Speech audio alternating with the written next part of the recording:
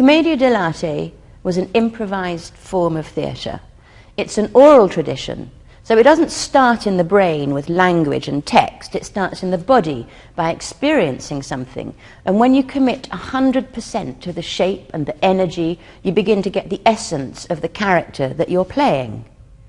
There are three types of character: masters and the servants who are masked, and the lovers who are unmasked.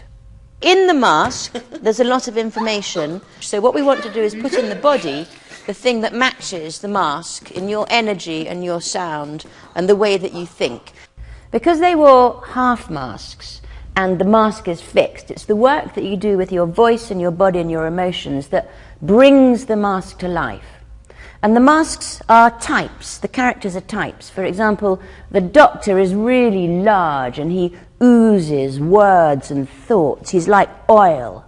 Whereas his neighbour, Pantalone, is really mean and vinegary. These are the positions of the main characters in Commedia. Each of these has their own characteristics and their own energies.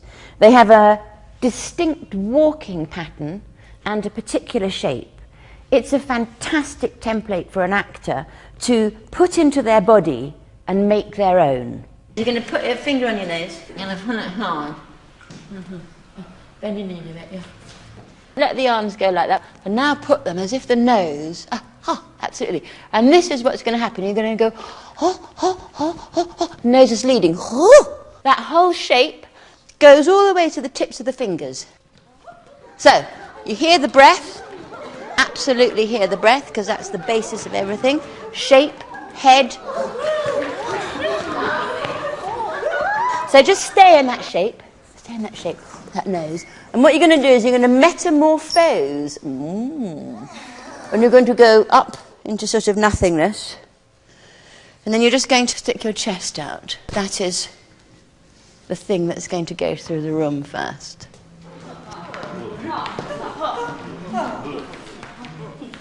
Put the chest back, but let the belly come out.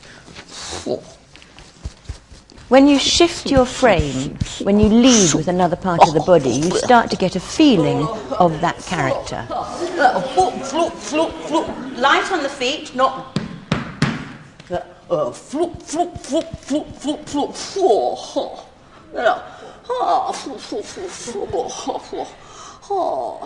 And that is a breathing moment, because it opens up the lungs. And as this is the doctor, it also gives him a thinking moment. The belly goes first. However you want to turn, make a moment of it. This is the one bit of theatre where you do as much as you can in between moments so that you can sculpt it away rather than have to add to things. Keep that belly. Put your finger there and just... And the chin's out and the knees out. Pantalone, Scrooge, Fagin, Mr. Burns. Move, then chin. What happens when you start with an impulse in the body and the body leads? You get a sense, you get a feeling, you get a rhythm. Loose hips, playful, open, an artful dodger, or arlecchino. So that's just the beginning of the idea of those different shapes. Magnifico, with his head. The first actor and the first actress, shoulders. The doctor, his belly. His neighbour Pantalone, bent back. Closed hips, Brigella, open hips, arlecchino. The captain, knees. And Zani, nose and feet. You play a shape. The character is clear.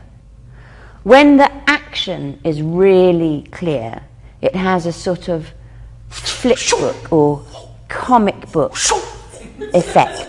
It's like frame by frame.